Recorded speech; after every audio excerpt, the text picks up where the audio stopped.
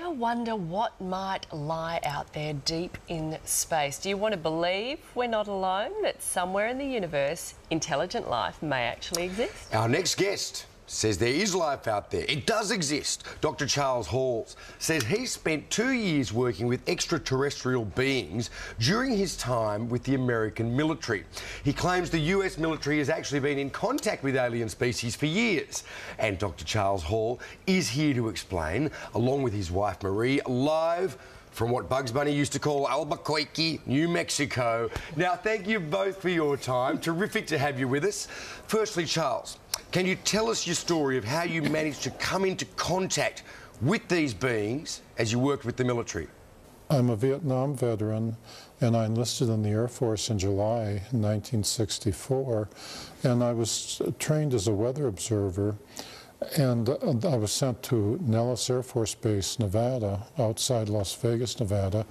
And for 2.5 years, I was sent up to the gunnery ranges up at Indian Springs, and I was given a clearance to allow me to go anywhere in Dreamland as long as I was alone. I discovered that up there at the north end of Indian Springs Valley, which you can see on the map in the state of Nevada here in America, that there was a base which the U.S. Air Force maintained for a group of extraterrestrials who were tall and white.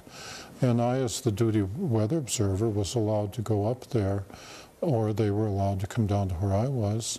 And the interaction took place over more than 2 years. Wow. During those 2 years, I also came across, I also interacted to a lesser extent with the Roswell Greys, and I've also personally talked with the extraterrestrials that I call the Norwegians with 24 teeth, who come here from a very nearby star, perhaps Bernard star.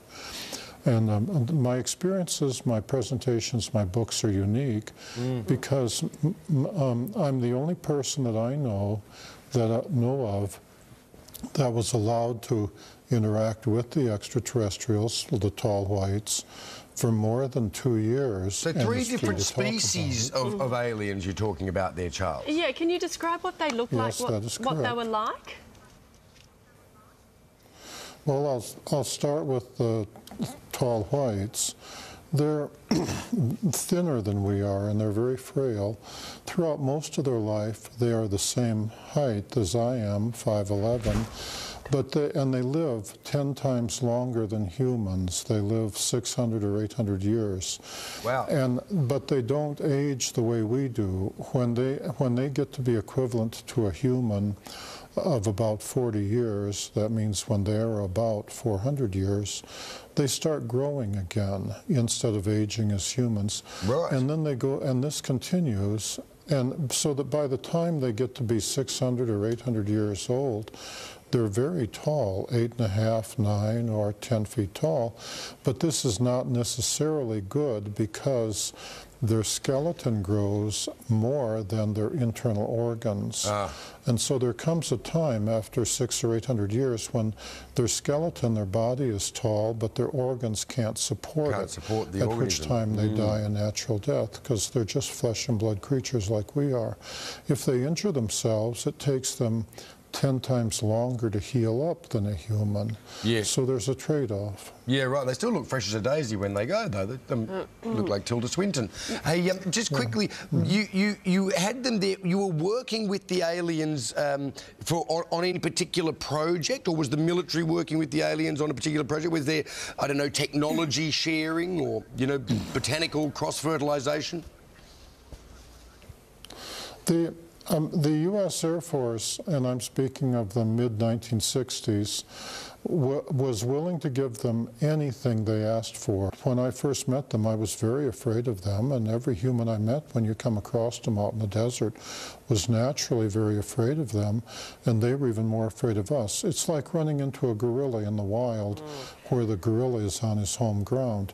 So they had to go through a process of becoming used to being around humans before they could take part in the technology transfer program. I, as the weather observer, was the test human. As an enlisted man, I was expendable, you know. Sure. I was the one they send out there and say, practice talking to Charlie. And Marie, let's bring you in. You've never seen these things for yourself. Are you a believer? Because probably a lot of people watching this morning are going to think, I don't believe him. It's ridiculous. How could it be possible? Well, Charles was very intelligent in that he waited until we'd been married a couple of months before he told me about the extraterrestrials coming into his barracks at night. And he said, well, what do you think? And I said, I really don't care. I have never given any thought as to whether they exist or not, and I really don't care. I've known Charles. We've been married over 43 years. He may be a character, but I am his character reference, and I totally believe that this is real. Furthermore, we have had confirmations from people all over the world. We have never had any serious tire kickers, you know, people who say, well... Well, certainly there seems to be a lot of people, around the world who would support your view on this, who seem to have had their own experiences, but probably not quite as intimately as you. Now, unfortunately, we are going to have to leave it there, Charles and Marie, because we're about to lose our satellite, but you're coming to Australia next week to give a series of talks, and we can't wait to see you. Yep. And all the details of your tour will be on our website, so those interested in the life beyond will no doubt be there. Thank you. Good one.